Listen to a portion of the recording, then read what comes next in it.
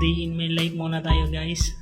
Ako nga pala si Chan, factory worker dito sa Taiwan. Ayan, may pasok tayo. Gigising tayo ng 6:30 kasi ang pasok natin is 8.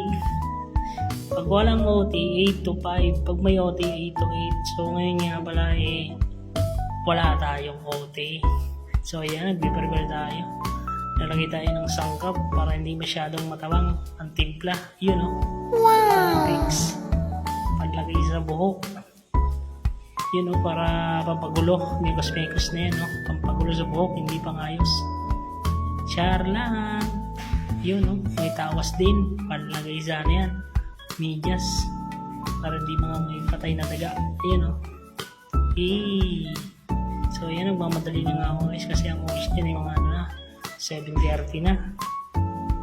Resilbong pa kasi ako kanina. Ayan na. Nagmamadali na siya. Samahan nyo nga pala ako guys. Papasilip ko sa inyo ang aming production. Kahit bawal ang cellphone dahil malakas kayo, papasilip ko sa inyo para meron kayong idea sa aking trabaho. Yan, sobrang lalaki nga pala ng parts dito. Makikita nyo kasi laki na ng tao yan o. Makikita nyo isang buong rolyo na yan. Sobrang laki yan. Kung sa personal makikita nyo, papakita ko rin sa inyo yung salang niya kung paano nakasalang na.